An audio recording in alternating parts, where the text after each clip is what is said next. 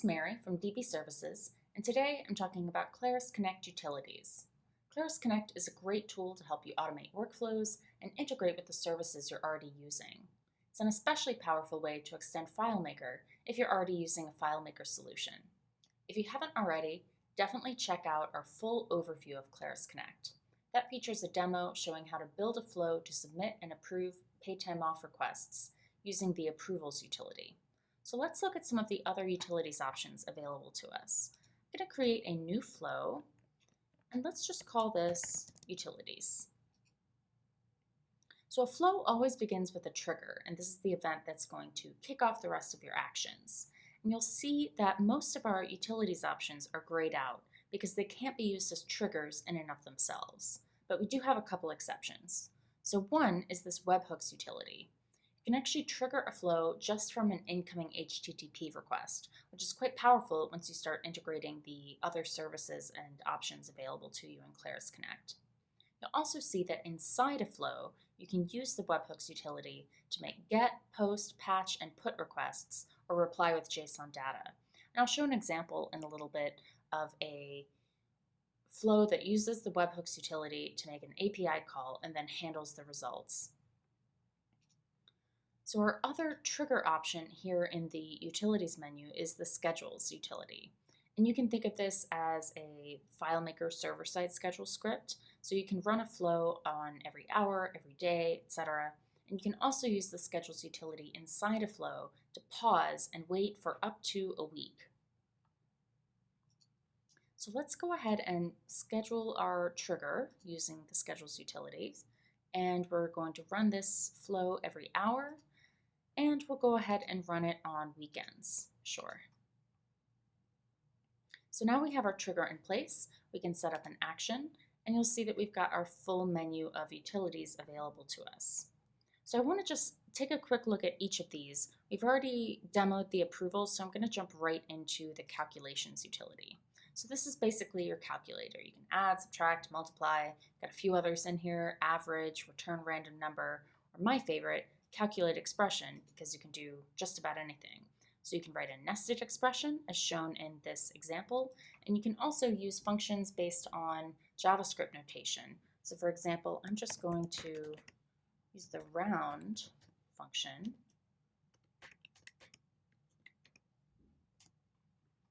And this is going to give us 6 plus 4, which should be 10. So I'm going to review and test, and here's our result of 10. So I'm going to save this action and go ahead and create a new one. So continuing our tour, the cryptography utility lets you generate a hash value, a hash message authentication code, or a UUID. And if we look at the dates utility, this is really like dates and times. Most of these options work with timestamp data. So if we run, for example, get current date and enter our time zone, our result is going to be not just the current date, but also the time. And I'm a night owl, so I'm going to just take a moment to salute all the other night owls that might be watching here. So let's go ahead and take a look at one more thing actually in the dates utility. There's one exception here to the timestamp rule, and that is days between dates. So this is going to return whole numbers, even though we're working with timestamp data. So for example, if I enter a start date as April 1st at noon, and then let's enter our end date as April 1st at 4 p.m. When we review and test, we're not going to get a decimal or the number of hours, we're going to get the whole number 0 days.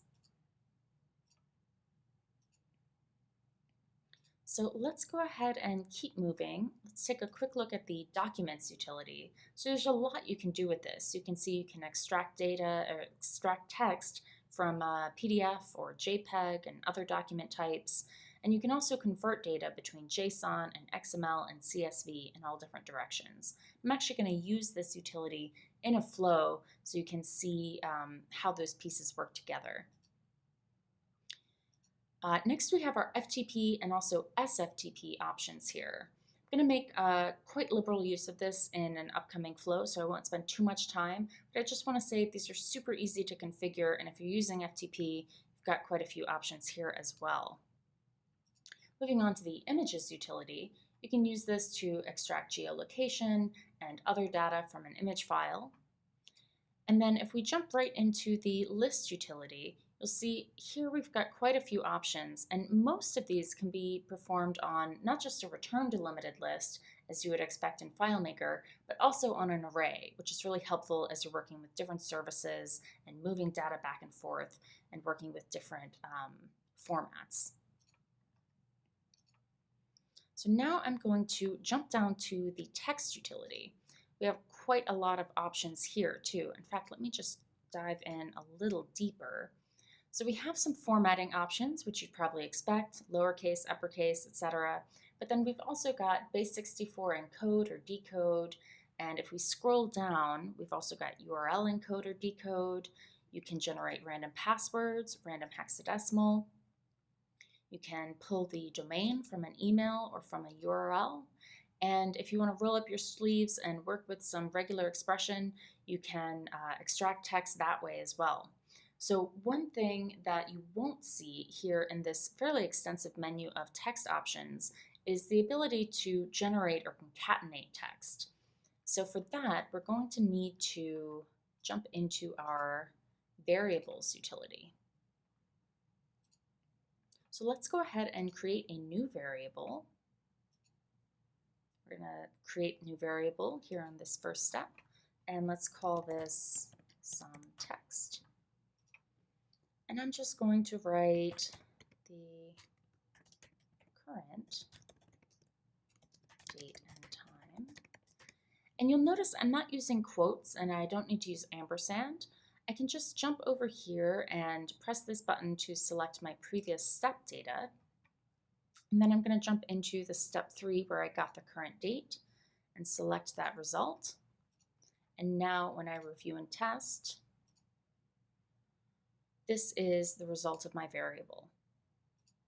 So there's one other thing I want to show about the Variables utility. If we just jump in here again, actually, let's do some shouting. We use the Text utility. We'll just go to uppercase here. I can type in the text, of course, or I can select from my previous step data. And you'll see that even though I set my variable down here in step 5, my variables are right on top. And any previously defined variable is going to be up here at the top. So as your flows grow in complexity, and some of these steps may have lots and lots of data results, and you're scrolling through. This is obviously a very simple example, but it's really nice to have your variables right on top for easy access. And there's our shout. All right, so let's go ahead and back out of here and let's take a look at some of these options in a real context. So I've created a few examples here. This first one is called Trade Alert. And what I'm doing here is I'm a business that's buying from a Canadian vendor, and so I want to keep a close eye on the Canadian exchange rates. So I have this schedule running every day, and this is using the Schedules utility, and then I am setting my URL to call an API, and I'm setting this, I'm using an API here that is very simple, very easy to use. It doesn't require any authentication. It's open source, it's free. It's just a great way to get exchange rates. And it's really easy to demo. So I'm going to set my variable as my URL here. And then I'm going to run this get HTTP request using the Webhooks utility. And I'm specifying my URL here. And then for this particular API, I don't need any additional parameters, but as you can see, we've got quite a few options here. So this ought to open up a big world for you in terms of pinging APIs and making other kinds of HTTP requests. So then what I'm doing is I'm handling my examples. In fact, let's just step through this quickly, review and test this. And we'll review and test our GET request. and here's our rate. So now what I'm doing is I'm using the calculations utility to build an expression, and I'm rounding the rate from Canadian to US dollars. And in this example, my price that I'm purchasing is $50 Canadian. So I'm taking the rate times the Canadian price, and then I'm multiplying by 100 so that when I round and then divide by 100, I can get the dollars and cents. So basically, this is my price of my $50 Canadian widget.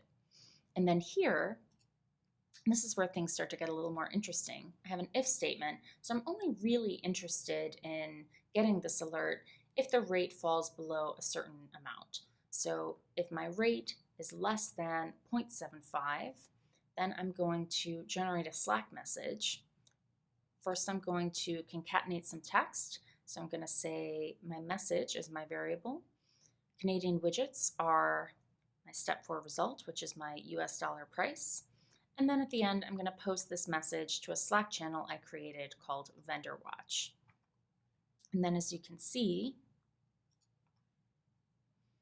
there is my notification. Canadian widgets are $35.25. So this is just to get some ideas flowing. So if we go ahead and take a look at the second example I've built out here, this is called Upload Invoice and Escalate. And in this example, I'm monitoring a Microsoft Office inbox, and I'm checking for messages that contain the word invoice. In fact, let's just jump down here.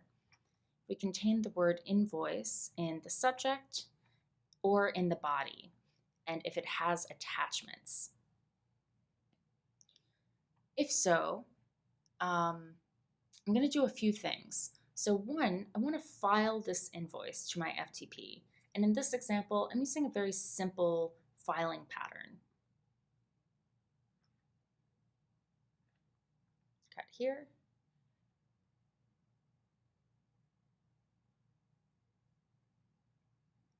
So if I pull up my FTP,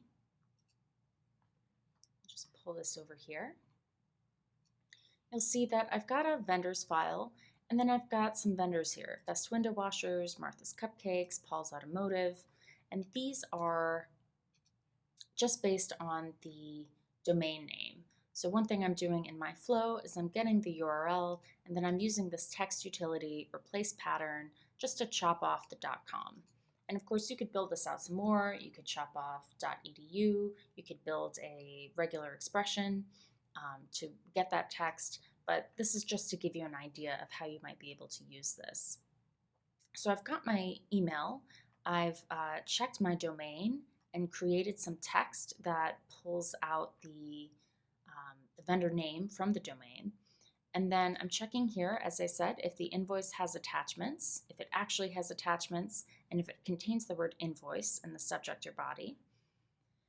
And then I'm using the Office options to list attachments, to get more information by ID. And then from there, I can extract the text from the PDF.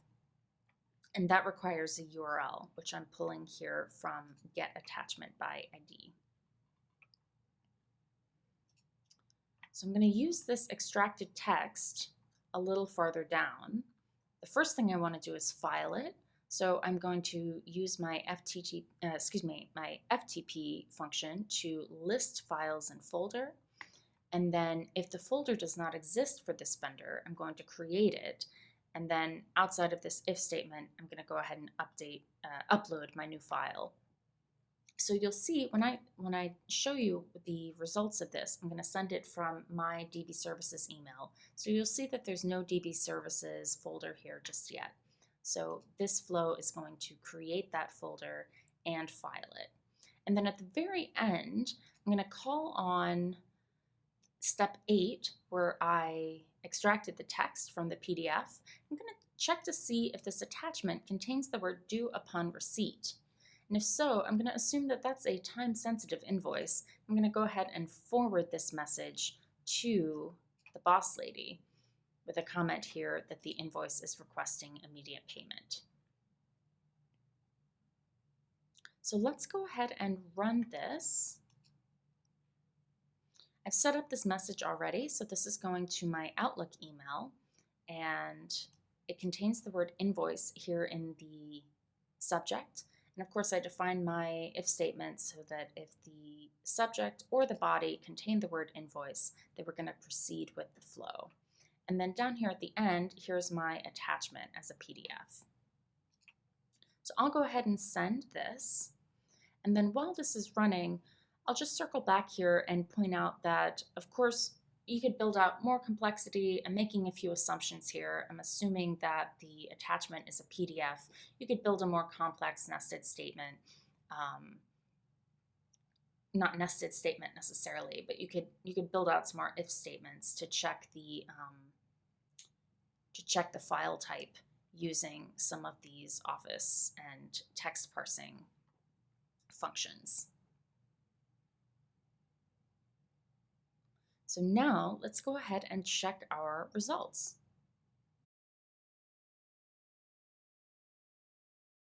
So I know that my flow has finished here, and here is my forwarded message from the end of the flow.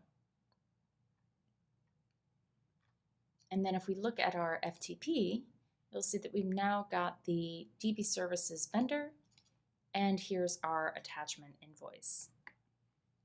So I hope that this tour has given you some ideas about how you can use Claris Connect in your own organization and how you can use the utilities to manipulate and transform data, to share data from different sources, and meet your business needs. Please give us a call if you have any questions about how we can help you work with Claris Connect in your organization. Thanks so much for watching.